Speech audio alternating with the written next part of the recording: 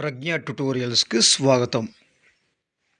ఈ వీడియోలో మనం డిఎస్సి స్కూల్ అసిస్టెంట్ బయాలజీలోని భాగంగా 10వ తరగతి జీవశాస్త్రంలోని ప్రత్యుత్పత్తి అనే పాఠ్యాంశంలో ఇంతకుముందు వీడియోలో మనం అలైంగిక ప్రత్యుత్పత్తి గురించి మనం నేర్చుకోవడం జరిగింది. ప్రత్యుత్పత్తి అంటే ఏమిటి, అదేవిధంగా అలైంగిక ప్రత్యుత్పత్తిలో విచ్చిత్తి, అదేవిధంగా కోరకీ భవనం ముక్కలవాడి గురించి నేర్చుకున్నాం. అంతేకాకుండా అనిషేక జననం అంటే ఏమిటి, అనిషేక ఫలం అంటే ఏమిటి, పునరుత్పత్తి గురించి నేర్చుకున్నాము. ఇక తర్వాత శాఖీయ వ్యాప్తిలో సహజ శాఖీయ వ్యాప్తిలో మనం ఈ యొక్క పత్రాలు అదే కాండాలు వేల ద్వారా ఏ విధంగా జరుగుతుందో నేర్చుకున్నాం. కృత్రిమ శాఖీయోత్పత్తి అయినటువంటి ఛేదనము, అంటు తొక్కుట, అదేవిధంగా అంటుకట్టడం గురించి మనం వివరంగా గత వీడియోలో నేర్చుకోవడం జరిగిందండి. అదేవిధంగా నిమ్నస్థాయి జీవులలో ఈ యొక్క సిద్ధ బీజాశయాలు ద్వారా ఏ విధంగా ప్రత్యుత్పత్తి జరుగుతుందో నేర్చుకుంటూ సిద్ధ బీజాశయ పత్రం ఈ యొక్క ఫెర్ను మొక్కలో అనేటువంటి ఈ యొక్క సిద్ధ బీజాశయ పత్రం ద్వారా ప్రత్యుత్పత్తి గురించి నేర్చుకొని అంతవరకు ఆ యొక్క వీడియోలో మనం నేర్చుకోవడం జరిగింది. ఈ యొక్క వీడియోలో ఈరోజు మనం ఇదే ప్రత్యుత్పత్తి పాఠంలో లైంగిక ప్రత్యుత్పత్తి గురించి మనం నేర్చుకుందామండి. ప్రతి డిఎస్సిలో కూడా ఈ యొక్క ప్రత్యుత్పత్తి అనే టాపిక్ నుండి 2 లేదా 3 బిట్స్ అయితే ఖచ్చితంగా వచ్చే అవకాశం ఉంది. ఈ యొక్క ప్రత్యుత్పత్తి గురించి మనం 8వ తరగతిలో జంతువులలో ప్రత్యుత్పత్తి అనేటువంటి పాఠ్యాంశం కూడా మనం ఈ యొక్క మన ఛానల్లో వీడియో అప్లోడ్ చేసామండి. ఆ యొక్క పాఠ్యాంశంలో మనము ఏం నేర్చుకున్నాము అంటే అండోత్పాదకాలు, అదేవిధంగా శిశుత్పాదకాలు గురించి, అదేవిధంగా అలైంగిక ప్రత్యుత్పత్తి గురించి కూడా మనం నేర్చుకున్నాం. లైంగిక ప్రత్యుత్పత్తిలో స్త్రీ పురుష ప్రత్యుత్పత్తి, అంతర్ఫలదీకరణ, పిండాభివృద్ధి గురించి క్లారిటీగా మనకు నేర్చుకున్నామండి. ఒకసారి అది చూడండి. ఆ యొక్క పాఠ్యాంశానికి 8వ తరగతికి పాఠ్యాంశానికి ఉన్నటువంటి ఈ యొక్క జంతువుల ప్రత్యుత్పత్తికి రిలేటెడ్గా ఈ యొక్క పాఠ్యాంశం ఉంటుంది. కాబట్టి ఈ యొక్క పాఠ్యాంశం మీకు పూర్తిగా అర్థం కావాలంటే మొదటగా మనం 8వ తరగతిలో 4వ పాఠ్యాంశం అయినటువంటి జంతువుల ప్రత్యుత్పత్తి అనే పాఠం మనం విన్న తర్వాత ఇది కూడా వింటే మనకు క్లారిటీగా అర్థమవుతుంది. సరే, లేట్ చేయకుండా వీడియోకి వెళ్ళిపోదామండి. ఈరోజు వీడియోలో మనం 10వ తరగతి జీవశాస్త్రంలో ప్రత్యుత్పత్తి అనే పాఠ్యాంశం నుండి మనం లైంగిక ప్రత్యుత్పత్తి అనేటువంటి అంశాన్ని చూసేటువంటి ప్రయత్నం చేద్దాం.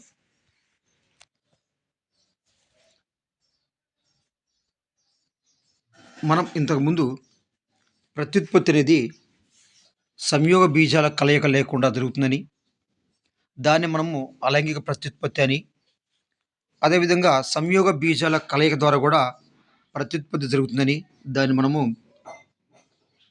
లైంగిక ప్రత్యుత్పత్తి అంటామని మనం నేర్చుకున్నామండి. ఈ యొక్క లైంగిక ప్రత్యుత్పత్తిలో సంయోగ బీజాల కలయిక ద్వారా జరుగుతుంది. ఈ యొక్క కలయికని మనం అంటే ఫలదీకరణం అంటాము. అంటే సంయోగ బీజాలు అనేవి కలవడాన్ని మనం ఫలదీకరణం అంటాము. ఈ యొక్క ఫలదీకరణ అనంతరం మనకి సంయుక్త బీజము లేదా జైగోట్ అనేది ఏర్పడుతుంది. మరి ఈ యొక్క లైంగిక ప్రత్యుత్పత్తిలో సంయోగ బీజాలు అనేవి మరి సంయోగం చెందడం వల్ల లేదా కలయిక ద్వారా ఫలదీకరణం అనేది జరుగుతుంది. ఈ యొక్క ఫలదీకరణం అనేది చూస్తే మనం 2 రకాలు. అవి ఒకటి బాహ్య ఫలదీకరణము, రెండవది అంతర ఫలదీకరణం. ఏంటి సార్ బాహ్య ఫలదీకరణం అంటే? ఫలదీకరణం అనేది తల్లి శరీరం బయట జరిగితే దాన్ని మనము బాహ్య ఫలదీకరణం అని, అదేవిధంగా తల్లి జీవి యొక్క శరీరంలో అంతర్గతంగా జరిగితే దాన్ని మనము అంతర ఫలదీకరణం అంటాం. ఫలదీకరణం అనేది తల్లి శరీరానికి బయట కానీ మరి అంతర్గతంగానే జరుగుతుంది. శరీరం బయట కనుక ఆ యొక్క ఫలదీకరణ జరిగినట్లయితే దాన్ని మనం బాహ్య ఫలదీకరణం అని, దీన్ని మనం ఎక్స్టర్నల్ ఫెర్టిలైజేషన్ అంటాము. అలా కాకుండా జీవి యొక్క శరీరం లోపల ఫలదీకరణ జరిగినట్టయితే దాన్ని మనము అంతర ఫలదీకరణం ఇంటర్నల్ ఫెర్టిలైజేషన్ అంటాము. ఈ విధంగా ఫలదీకరణం అనేది జీవిలో జరిగే విధానం బట్టి 2 రకాలుగా ఉండడం అయితే జరుగుతుంది. క్షీరదాల వంటి భూచర జీవులలో ఈ యొక్క అండాలనేవి శరీరంలో అంతర్గతంగా ఫలదీకరణ చెందుతాయి. క్షీరదాల వంటి ఈ యొక్క భూచర జీవుల్లో ఈ యొక్క అండాలు అనేవి శరీరం లోపల ఉండేసి శరీరం లోపల ఆ యొక్క జీవి యొక్క దేహం లోపల ఈ యొక్క ఫలదీకరణం జరుగుతుంది. ఈ ఫలదీకరించినటువంటి ఈ యొక్క అండం అనేది ఈ యొక్క ఫలదీకరించినటువంటి ఈ యొక్క అండం అనేది దీన్ని మనం సంయుక్త బీజం అంటాము. ఈ యొక్క అండం అనేది విభజన చెంది పిండంగా మార్పు చెందుతుంది. అండం అనేది విభజన చెంది పిండంగా మార్పు చెందడం అనేది జరుగుతుంది. చాలా వరకు జలచరాలైన చేపలు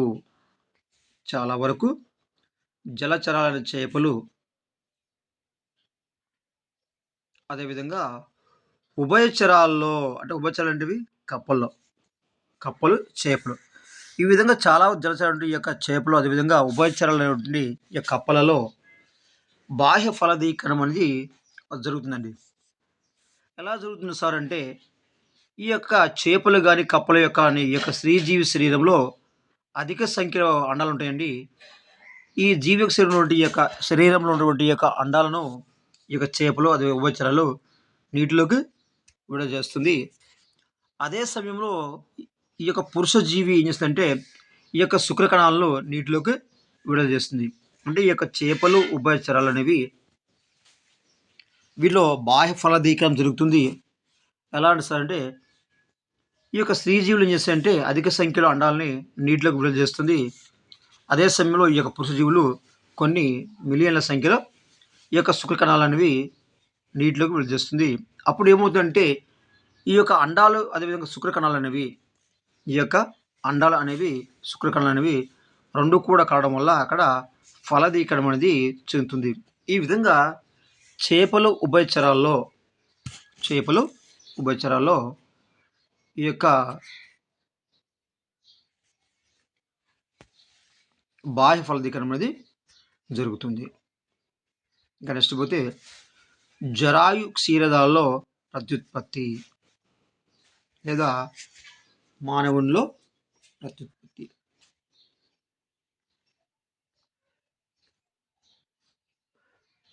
జరాయు క్షీరదాలు ప్రత్యేకించి మానవుని గురించి అధ్యయనం చేసేటప్పుడు మానవుల్లో ప్రత్యుత్పత్తి జరపడానికి ప్రత్యేకమైన అవయవాలు అనేవి ఏర్పడ్డాయి. వీటి గురించి మనం చదువుదామండి. ఇక మానవుల్లో 2 రకాల ప్రత్యుత్పత్తి వ్యవస్థలు ఉన్నాయి. ఒకటేమో పురుష ప్రత్యుత్పత్తి వ్యవస్థ, రెండోది స్త్రీ ప్రత్యుత్పత్తి వ్యవస్థ. పురుష ప్రత్యుత్పత్తి వ్యవస్థ, రెండవది స్త్రీ ప్రత్యుత్పత్తి వ్యవస్థ. చూడండి, ఇది డయాగ్రామ్ కమండి యొక్క పటం అనేది పురుష ప్రత్యుత్పత్తి వ్యవస్థ. రైట్. మరి ఈ యొక్క పురుష ప్రత్యుత్పత్తి వ్యవస్థలో కొన్ని భాగాలు ఉన్నాయండి. అవి మనం చూద్దాం.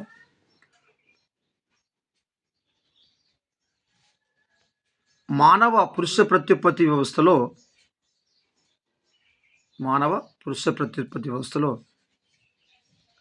ఒక జత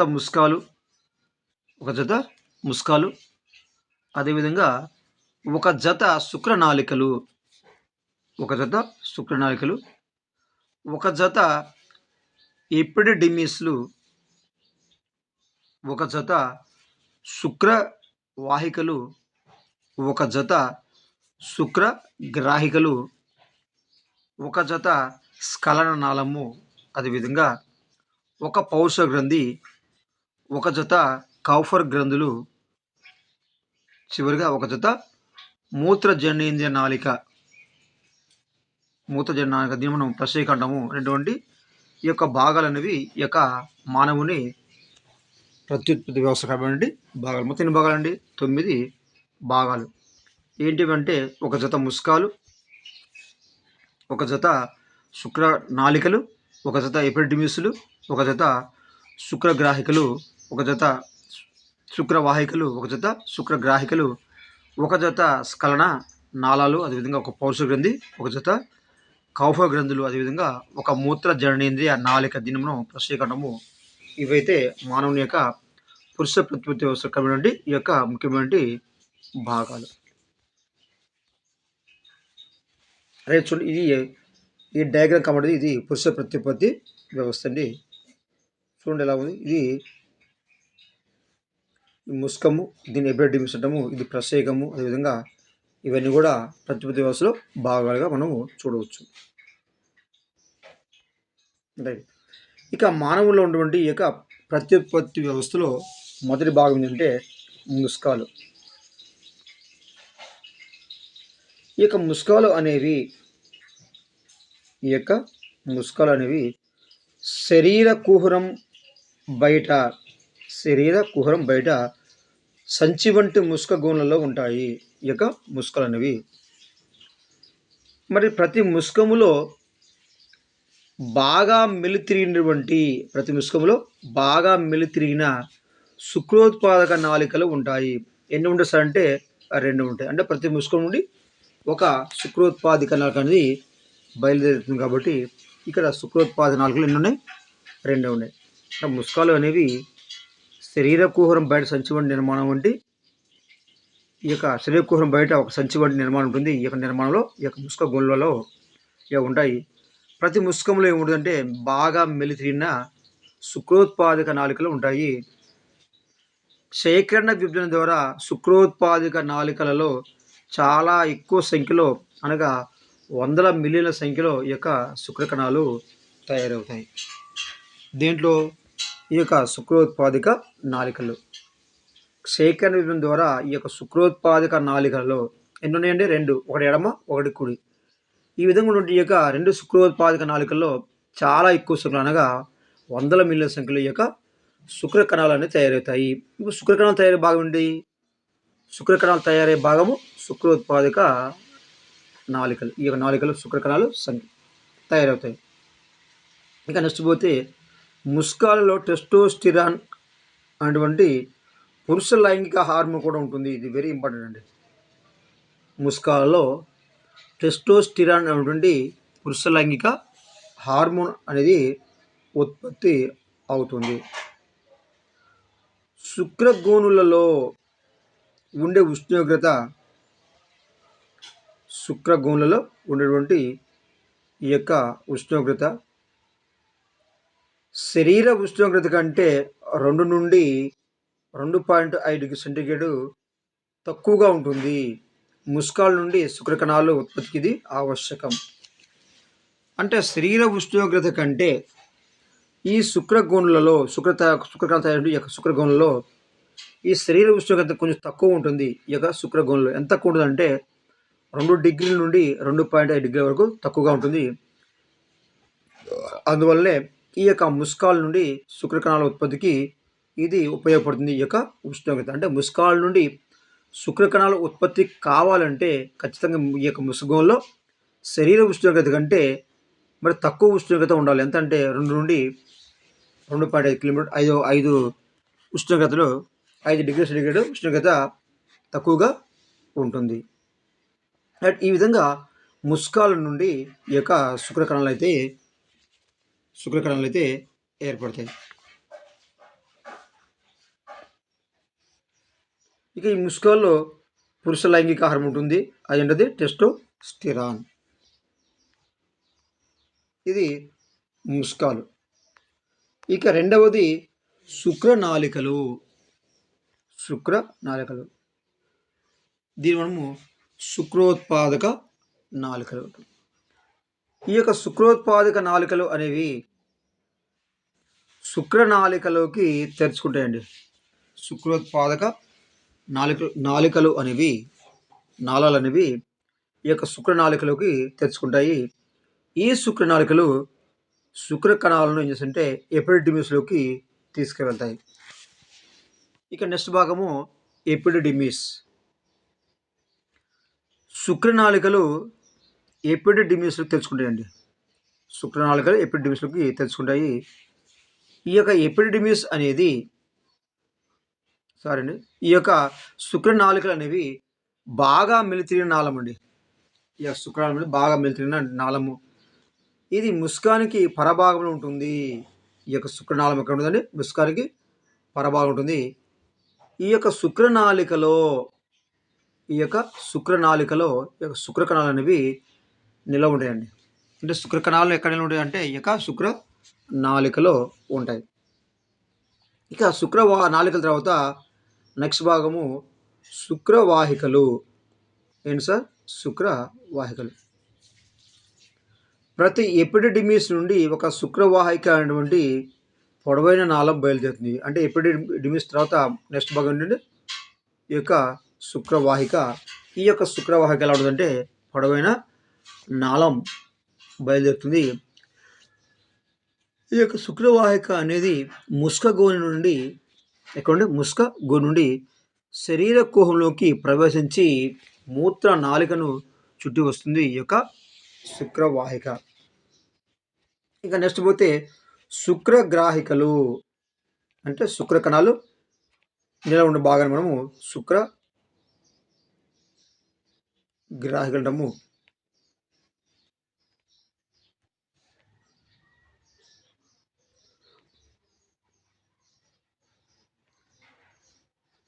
శుక్రగ్రాహికలు.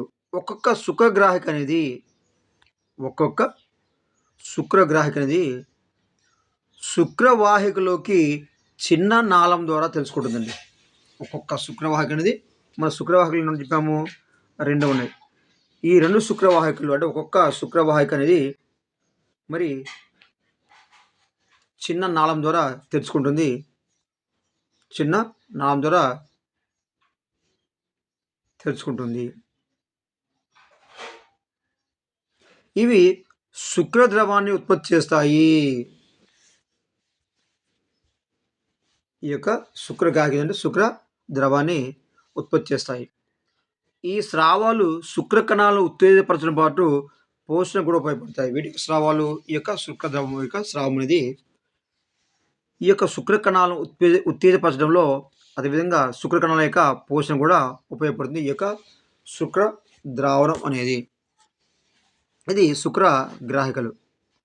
నెక్స్ట్ పోతే పౌరుష గ్రంథి. ఈ గ్రంథి శుక్రకణంలో ఉండే పౌరుష స్రావకమును స్రవిస్తుంది. ఇక పౌరుష గ్రంథి అనేది కూడా ఒక స్రావాన్ని స్రవిస్తున్నది పౌరుష స్రావకం. ఈ పౌరుష స్రావాన్ని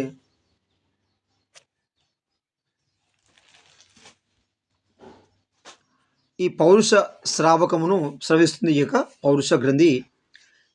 ఈ స్రావకం అంటే పౌరుష గ్రంథి స్రవించడానికి యొక్క పౌరుష స్రావకం అనేది ఏం చేస్తుందంటే ఈ యొక్క శుక్రకణాలను ఉత్తేజపరచడంలో అదేవిధంగా పోషణలో సహాయపడుతుంది. శుక్రకణాలను ఉత్తేజపరచడంలో అదేవిధంగా పోషణలో సహాయపడుతుంది. ఇది పౌరుష గ్రంథి. నెక్స్ట్ కౌఫర్ గ్రంథులు. ఈ గ్రంథుల స్రావం అనేది ప్రసేకపు గోడల్లోని ఆమ్లత్వాన్ని తటస్థీకరించడానికి ఈ కౌఫర్ గ్రంథి కూడా ఒక స్రావాన్ని విడుదల చేస్తుంది. ఈ యొక్క కౌఫర్ గ్రంథుల యొక్క స్రావం ఏం చేస్తుందంటే ప్రసేకము అంటే గోడలలో ఆమ్లత్వాన్ని తటస్థీకరించడానికి అదేవిధంగా శుక్రకణాలు అనేవి తేలికగా జారిపోవడానికి అవసరమయ్యే నునుపుదనాన్ని కలుగజేస్తాయి ఈ యొక్క కౌఫర్ గ్రంథులు. కౌఫర్ గ్రంథులు కూడా ఒక స్రావాన్ని విడుదల చేస్తాయండి. ఈ స్రావం వల్ల ఏమవుతుందంటే ప్రసేకపు గోడల్లో ఆమ్లత్వాన్ని తటస్థీకరించ ఉపయోగపడుతుంది. రెండవది ఈ కౌఫర్ గ్రంథుల యొక్క స్రావం అనేది శుక్రకణాలు తేలికగా జారిపోవడానికి అవసరమైనటువంటి ఈ యొక్క నునుపుదనాన్ని కూడా కలుగజేస్తుంది ఈ కౌఫర్ గ్రంథుల నుండి వచ్చేటువంటి స్రావము. ఇక నెక్స్ట్ పోతే స్ఖలన నాళము. ఏంటి సార్? స్ఖలన నాళము. ప్రతి శుక్రగ్రాహిక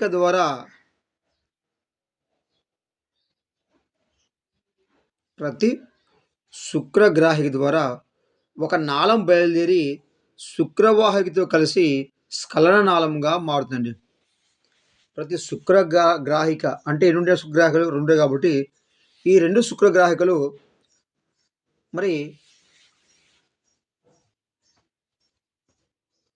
ప్రతి శుక్రగ్రాహిక ద్వారా ఒక నాళం అనేది బయలుదేరి శుక్రవాహికతో కలిసి ఈ యొక్క స్ఖలనాళంగా ఏర్పడుతుంది. ఈ ఈ 2 స్ఖలనాళాల చివర ఏమవుతుందంటే ప్రత్యేకంలోకి తెచ్చుకుంటుంది. ఈ రెండు స్ఖలనాళాల యొక్క చివరి భాగాలు మరి యొక్క ప్రత్యేకంలోకి తెచ్చుకుంటాయి. ఇది స్ఖలనాళము. నెక్స్ట్ ప్రత్యేకము.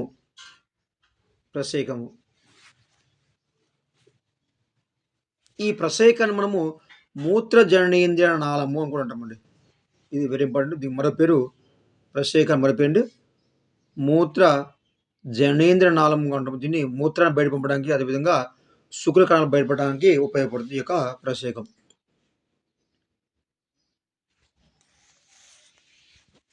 ఇక నెక్స్ట్ పోతే శుక్ర కణాల ప్రయాణ మార్గము. అంటే మానవులు ఏర్పడేటువంటి యొక్క శుక్ర కణాలు అనేవి ఏ విధంగా ప్రయాణిస్తాయో చూద్దామండి.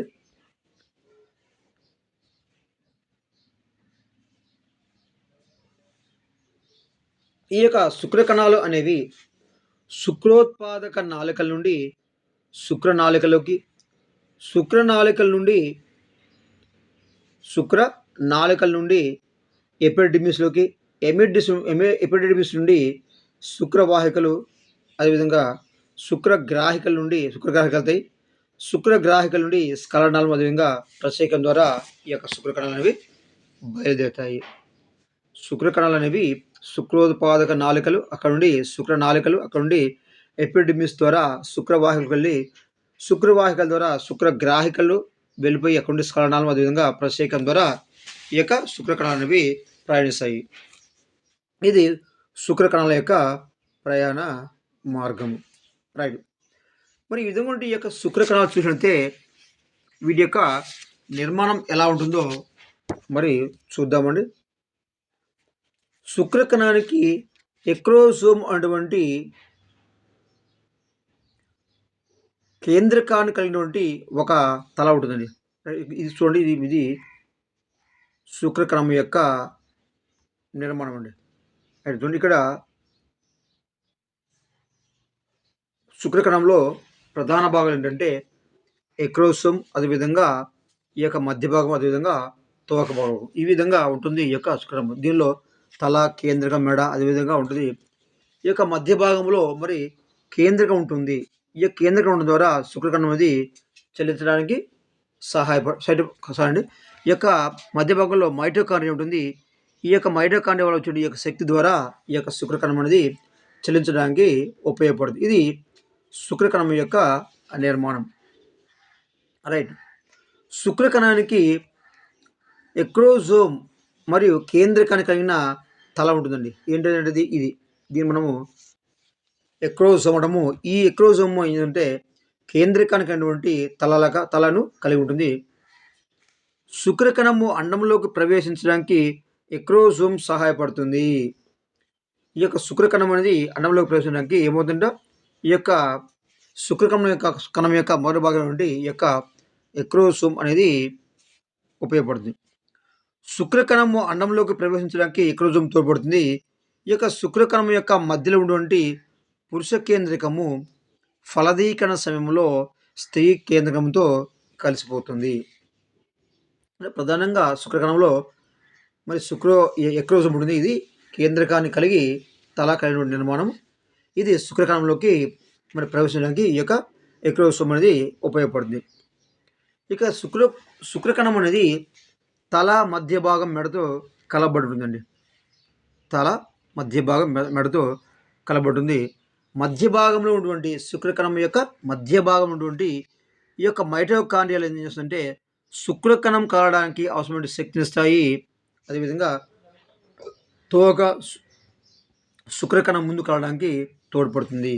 అంటే ఈ ఎక్రోజోమ్ అంటే ఈ యొక్క ఎక్రోజోమ్ యొక్క క్రింది భాగం నుండి ఈ యొక్క మధ్య భాగంలో అంటే మైటోకాండ్రియా యొక్క శుక్రకణం యొక్క మధ్య భాగంలో మైటోకాండ్రియా ఉంటాయి. ఈ యొక్క మైటోకాండ్రియాలు అంటే శుక్రకణం కాలడానికి అవసరమైన శక్తిని ఇస్తాయి. ఈ యొక్క మైటోకాండ్రియాలు మరి తోక ఉంటుంది. ఈ తోక దిగంటే శుక్రకణం అనేది ముందుకు కదలడానికి సహాయపడుతుంది. ఈ విధంగా శుక్రకణంలో మరి ఎక్రోజోమ్ మధ్య భాగం అదేవిధంగా తోక వంటి భాగం మనం స్పష్టంగా చూడవచ్చు. ఇవి వీటి యొక్క విధులండి. వీటి యొక్క విధులు. ఇక నెక్స్ట్ పోతే శుక్రగ్రాహికలు ఉత్పత్తి చేసే ద్రవం అనేది శుక్రగ్రాహికలు ఉత్పత్తి చేసే ద్రవము, అదేవిధంగా పౌష గ్రంథి స్రావాలు, అదేవిధంగా కౌఫర్ గ్రంథి స్రావాలు కలిపి సెమినల్ ప్లాస్మా అంటారు.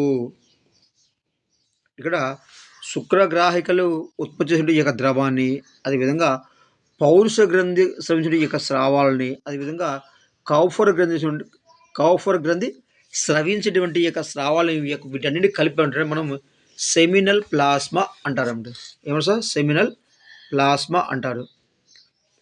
సెమినల్ ప్లాస్మా మరియు శుక్ర కణాలను కలిపి ఈ యొక్క మనం ఏమంటుంటే శుక్రము అంటాము. సెమినల్ ప్లాస్మా అంటే ఏంటి?